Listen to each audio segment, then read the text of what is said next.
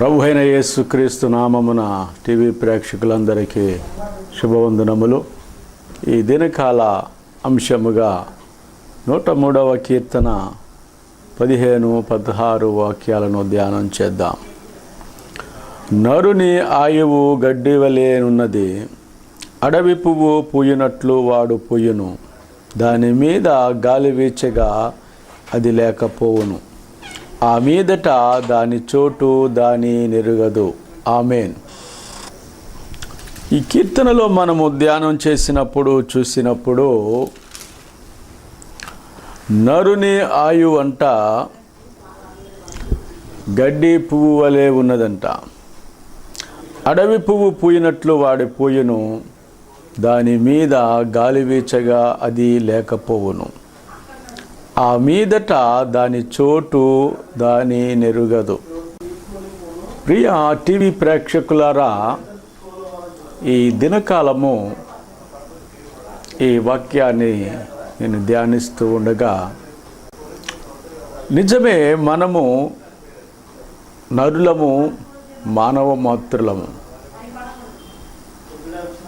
మనమందరము కూడా ఏవో ఆలోచనలు, ఎన్నో తలంపులు కలిగి ఉంటాం. ప్రతివారు వారి జీవితం పట్ల గొప్ప ఆశయముతో జీవిస్తూ ఉంటారు. వారు తమ కొరకు ఎన్నో ఏర్పాట్లు చేసుకొని ఉంటూ ఉంటారు.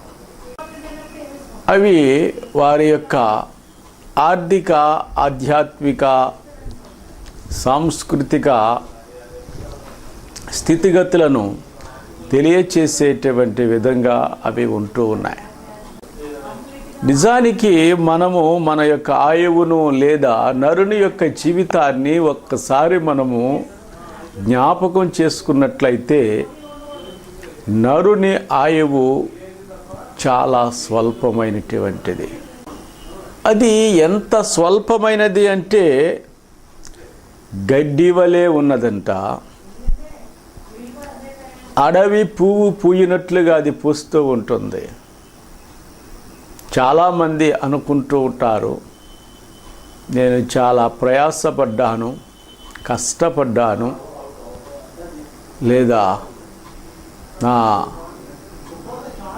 ఆయుష్ చాలా ఎక్కువ, మా పితరుల ఆయుష్ లేదా మా తండ్రి ఆయుష్, తండ్రి ఆయుష్, తల్లి ఆయుష్ చాలా ఎక్కువ, వారందరూ కూడా 100 సంవత్సరాలు బ్రతికారు, కాబట్టి నేను కూడా రమారమి 100 లేదా అంతకంటే ఎక్కువ జీవించగలను అని అనుకుంటూ ఉంటారు.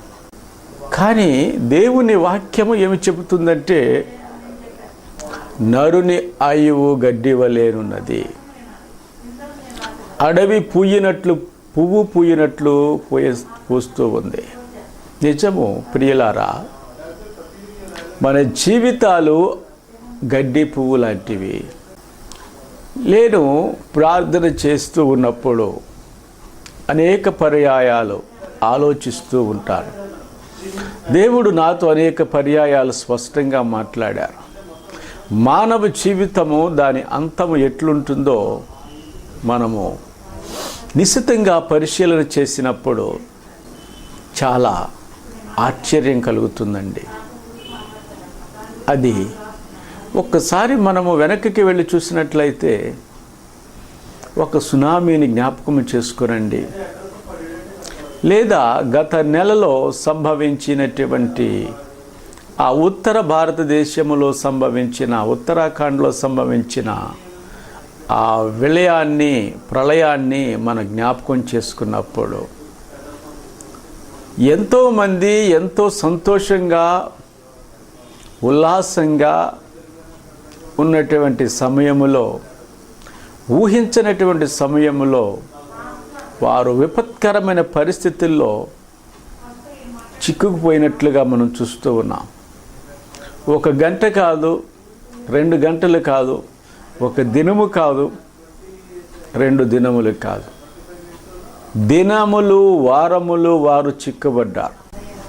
అది ఎప్పుడో కాదు, ఏదో కొన్ని వేల సంవత్సరాల క్రితం జరిగినటువంటి విషయం కాదు, కొన్ని నెలల క్రితం జరిగినటువంటి విషయం అంతకంటే కాదు. కానీ ఈ సంవత్సరము ఈ నెలలో కొన్ని వారముల క్రితము జరిగిన సంఘటనలు మనం జ్ఞాపకము చేసుకున్నప్పుడు ఆశ్చర్యము కలుగుతుంది.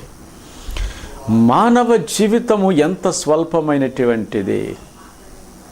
ఆ టీవీలో మనం చూసినప్పుడు, వార్తల్లో మనం చూసినప్పుడు వారు ప్రలాపించుచున్నటువంటి విధానము, ఆకలితో వారు మరలా తిరిగి గమ్యాన్ని చేరతామా లేదా అనేటువంటి విషయాన్ని మనం చూసినప్పుడు, వారి యొక్క హావభావాలను మనం క్రోడీకరించినప్పుడు లేదా వాటిని నిశితంగా పరిశీలన చేసినప్పుడు వారిని మరణము ఎంతగా వెంటాడింది, మరణం అంటే వారికి ఎంత భయము కలుగుతుంది. వారు లేదా ఒక పువ్వు రాలినట్లుగా రాలిపోయేటువంటి సమయం వచ్చింది అని తెలిసినప్పుడు వారు పడేటువంటి మానసిక క్షోభ, వారికి గుర్తు వచ్చేటువంటి ఆప్తులు, వీరందరూ కూడా చాలా ఉద్వేగానికి గురైనటువంటి సంఘటనలు మనం చూస్తూ ఉన్నాం. నిజానికి ఇవన్నీ కూడా ఒక ఎత్తు అయితే, మానవ జీవితము ఎంత స్వల్పముగా ఉంటుందో వారి యొక్క బ్రతుకు లేదా మన జీవితము అంత స్వల్పంగా ఉంటుంది అని గ్రహించక తప్పదు. మనం ఎన్నో దినాలు, ఎన్నో నెలలు వెనక్కి వెళ్ళవలసిన అవసరం లేదు. భారతదేశములో 100 కోట్ల పైన ఉన్నటువంటి భారతదేశములో మనం చూసినప్పుడు నేడు ఉన్నటువంటి పరిస్థితులు వేరు, 10 సంవత్సరముల వెనుకకు వెళ్ళినటువంటి పరిస్థితులు వేరు, 20 సంవత్సరముల వెనుకకు వెళ్ళిన పరిస్థితులు వేరు, 50 సంవత్సరాల వెనుకకు వెళ్ళిన పరిస్థితులు వేరు, ఇంకా 100 సంవత్సరాలు వెనుకకు వెళితే పరిస్థితులు చాలా దారుణంగా ఉన్నాయి. ఆర్థిక అసమానత, సమాజములో అసమానతలు, కుల వ్యవస్థ, ఆర్థిక వ్యవస్థ ఎంతో దీనావస్థలో ఉన్నటువంటి పరిస్థితులు మనం చూస్తాం. అలాగే స్త్రీల పట్ల వివక్ష, వితంతుల పట్ల వివక్ష, ఇవన్నీ కూడా మనం చూస్తాం. వీటన్నిటికీ కూడా మన పితరులైనటువంటి వారు అనగా ఈ జీవితము స్వల్పమని, గడ్డి పువ్వు లాంటిదని, ఇది ఎప్పుడు రాలిపోతుందో తెలియదని, ఎప్పుడు దాని స్థానమునది విడిచి వెళుతుందో తెలియదని గ్రహించినటువంటి వారు అనేక మంది గొప్ప సామాజికవేత్తలు, రాజకీయ నాయకులు, సమాజ ఉద్ధరణకు నడుము కట్టినటువంటి గొప్పవారు, వారందరూ కూడా ఆ దినాల్లో స్త్రీలను ప్రోత్సహించి లేదా వితంతు వివాహాలను ప్రోత్సహించి బాల్య వివాహాలను నిషేధించడానికి ప్రయత్నం చేసి ఆ యొక్క పరిస్థితులన్నిటికీ కూడా వారు ఎంతగానో అర్థవంతమైనటువంటి జీవితాలను ప్రజలకు ప్రసాదించాలి లేదా నిర్భాగ్యులైనటువంటి బాల్య వితంతువులకు పునర్జన్మ లేదా పునర్జీవితాన్ని ప్రసాదించాలనేటువంటి ఉద్దేశముతో ఎంతోమంది గొప్పవారు త్యాగం చేసినట్లుగా మనం చూస్తాం. ఎందుకంటే సమాజములో ఈ దినమునకు కూడా అనేక మందికి అర్థం కాదు. మనము శాశ్వతం అనుకుంటాం, మన ఇల్లు శాశ్వతం, మన గృహము శాశ్వతము, మన జీవితము శాశ్వతము, మనం చేసేటువంటి ఉద్యోగం శాశ్వతము, ఈ ధనము, ఈ వెండి బంగారాలు అన్నీ కూడా శాశ్వతము అని అనుకుంటారు. నా ప్రియ శ్రోతలారా, 100 కోట్ల భారతదేశంలో ఎంతోమంది ఉన్నారు, వారు ప్రభువుని ఎరిగినటువంటి వారు ఉన్నారు. ఎంతోమందికి టీవీ కార్యక్రమాలు అందటం లేదు, ఎంతోమందికి రేడియో కార్యక్రమాలు ఇంకా అందనటువంటి ప్రదేశాలు ఉన్నాయి. ఎంతోమందికి దేవుని యొక్క పరిశుద్ధ గ్రంథంలో ఒక్క పేజీ కూడా తెలియనటువంటి వారు ఉన్నారు. ఆలోచన చేశారా? ఇప్పటికీ కూడా బీహారు లాంటి రాష్ట్రములో దేవుని ఎరిగినటువంటి ప్రజలు, దేవుని వాక్యం అందనటువంటి ప్రజలు కోట్ల సంఖ్యలో ఉన్నారు. ఇంకా మనం గమనించినప్పుడు మన ప్రక్కన ఉన్నటువంటి ఆఫ్ఘనిస్తాను వెళ్ళినప్పుడు నేటికి కూడా ఒక్క చర్చి కూడా లేనటువంటి దేశముగా మిగిలిపోయింది. అలాగే మన ప్రక్కన ఉన్నటువంటి భూటాన్, నేపాల్, ఇంకా మయన్మార్, కంబోడియా ఇవన్నీ కూడా చూసినప్పుడు దేవుని యొక్క సువార్త అందక లేదా దేవుని వాక్యము తెలియని ప్రజలు 150% పైనే ఉన్నారు. దేవునికి స్తోత్రము కలుగును గాక. కానీ అక్కడ లేనటువంటిది ఏమైనా ఉంది అంటే అక్కడ అన్నీ ఉన్నాయి. కానీ ఆ మనుషులకు లేదా నేటి దినాల్లో జీవిస్తున్నటువంటి మనుషులకు తెలియనటువంటి సత్యము ఏమిటంటే నరుని ఆయువు గడ్డి పువ్వు వంటిది. నరుని ఆయువు గడ్డి పువ్వు వంటిది అని ఎందుకు అంటున్నాడంటే ఉదయమున గడ్డి పూస్తూ ఉంది, పుష్పం పూస్తూ ఉంది. అది ఎండ వచ్చినప్పుడు, సూర్యరశ్మి తగిలినప్పుడు వాడిపోతుంది. మానవ జీవితము కూడా ఉదయమునే చాలా సంతోషంగా ఉంటాం, చాలా ఆహ్లాదకరంగా ఉంటాం, ఆనందంగా మనం లేస్తాం. కానీ లేచిన కొన్ని నిమిషాలకే కుటుంబంలో ఎన్నో అవసరతలు బయటకు వస్తూ ఉంటాయి. పిల్లలు అడిగేటువంటి అవసరాలు, ఇంటిలో భార్య భర్త అడిగేటువంటి అవసరాల కొరకు వారు మనకు తెలియచేసినప్పుడు, వారి అవసరాలు తెలియచేసినప్పుడు నీకు కలత మొదలవుతుంది, ఆలోచన మొదలవుతుంది. సాయంత్రం అయ్యే సమయానికి నీవు నిరాశ నిస్పృహతో వాడిపోతూ ఉన్నావు. దానికి కారణము ఏమిటి అంటే నీ జీవితము, నీ ఆయుష్ అంతా కూడా గడ్డి వంటిది. మనము తలంచేటువంటి మన చుట్టూ కనబడేటువంటిది అంతా కూడా ఒక గడ్డి చెత్త లాంటిది. అందుకే పౌలు అంటాడు, అపోస్తలుడైన పౌలు, దేవుని నిమిత్తము, దేవుని రాజ్యము నిమిత్తము, సువార్త నిమిత్తము ఇవన్నీ కూడా పెంటతో సమానంగా ఎంచుకున్నాను అంటున్నాడు. నిజము ప్రియులారా, మనము కనపడేటువంటి దేనిని కూడా మనం వదలటం లేదు. ప్రతిదీ నాది అని అనుకుంటున్నాం. కానీ ఒక్క క్షణం ఆలోచించండి. నువ్వు ఎంతో ధనవంతుడవు కావచ్చు, ఎంతో హోదాలో ఉండవచ్చు. కానీ ఒక్క క్షణము పువ్వు రాలినట్లుగా నీవు రాలిపోతే నీవేమవుతావో తెలుసా? దాని స్థానము అది ఎరుగదు. దాని స్థానము అది ఎరుగదంట. గాలి వీచినప్పుడు నీవు కట్టుకున్నటువంటి ఇల్లు అక్కడే ఉంటుంది, నీ బిడ్డలు అక్కడే ఉంటారు, నీ భార్య నీ భర్త అక్కడే ఉంటారు.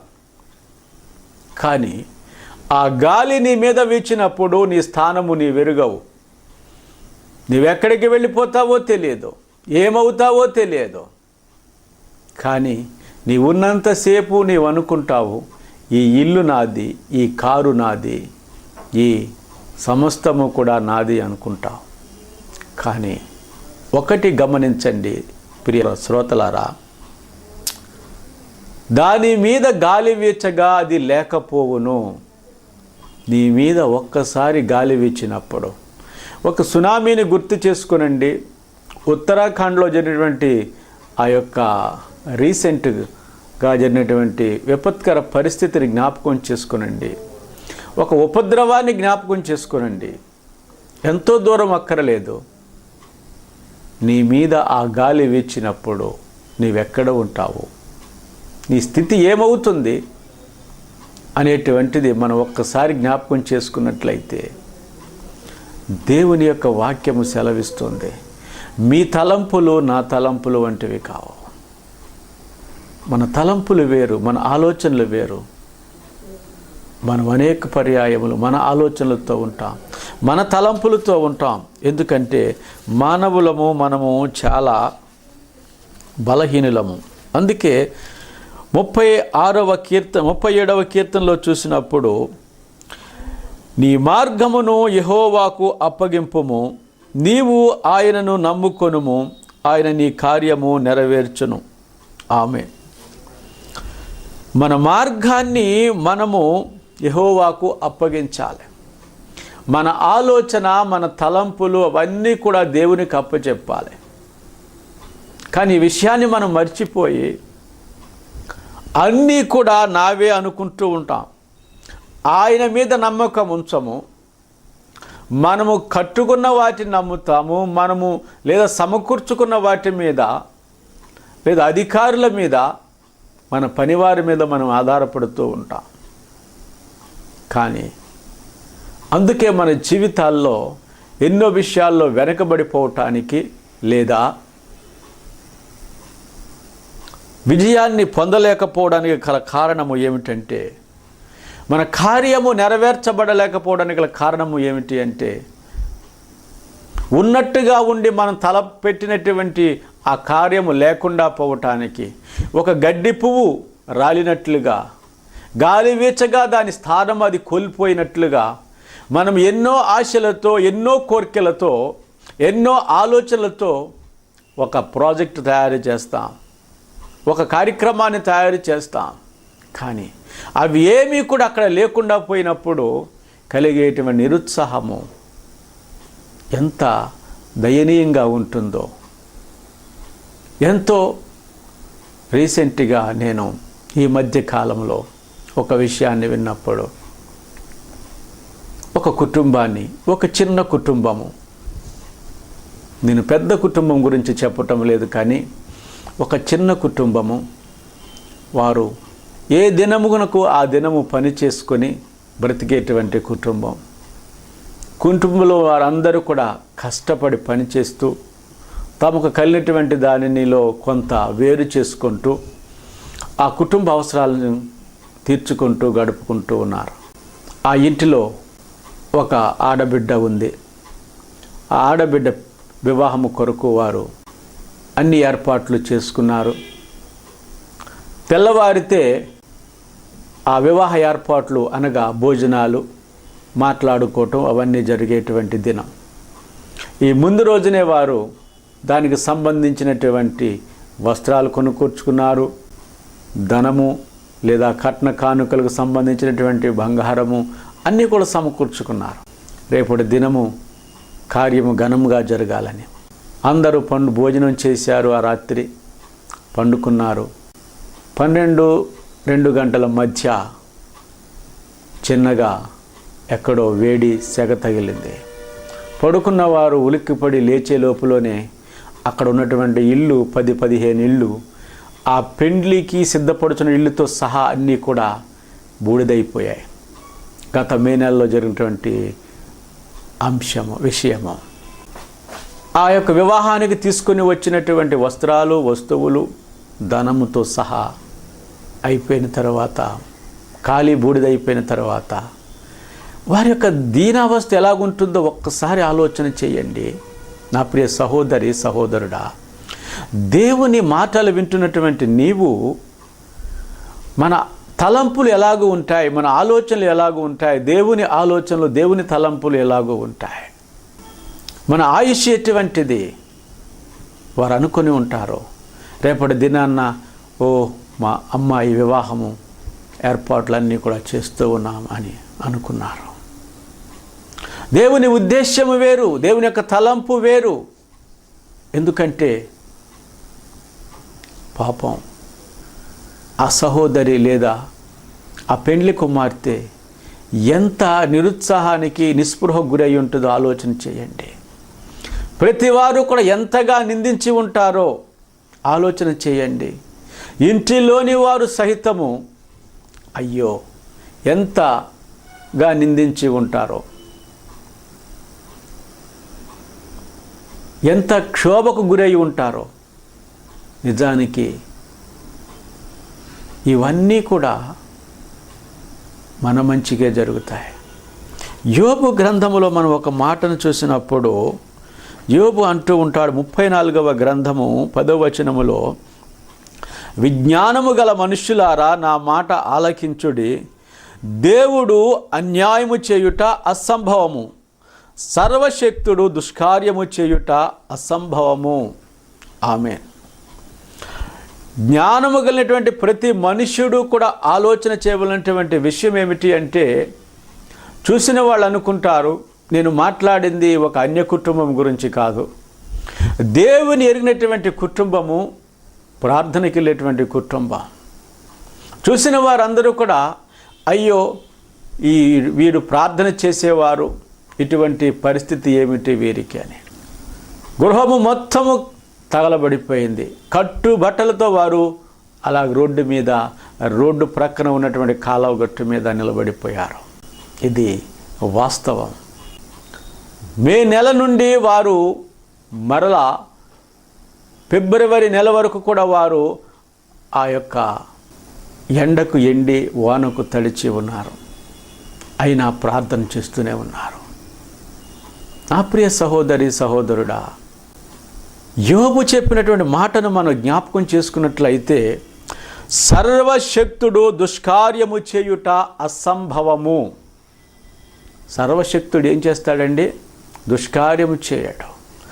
దేవుడు నీకు ఏమి చేసినా మేలు చేసేటువంటి వాడు. కానీ కొన్నిసార్లు మనను ఆయన పరీక్షిస్తూ ఉంటాడు.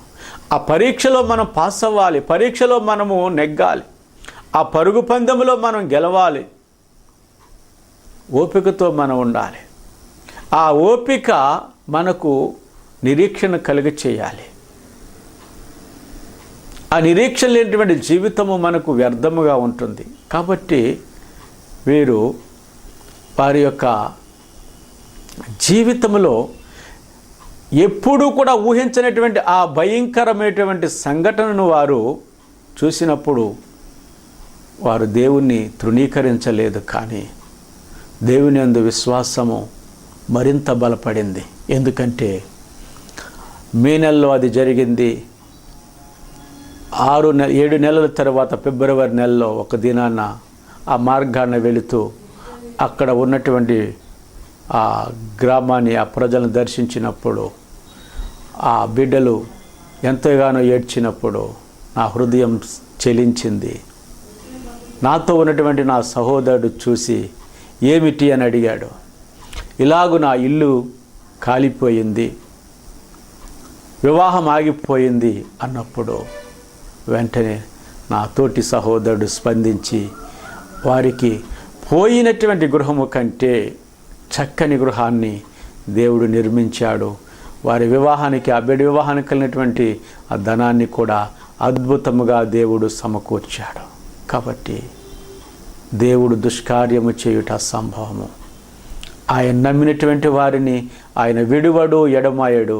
అందుకే భయపడకము, దిగులు పడకము అంటున్నాడు. గడ్డి పువ్వు పూస్తూ ఉంది, అది ఎప్పుడు రాలిపోతుందో నీకు తెలియదు. నరుని ఆయువు కూడా అటువంటిదే.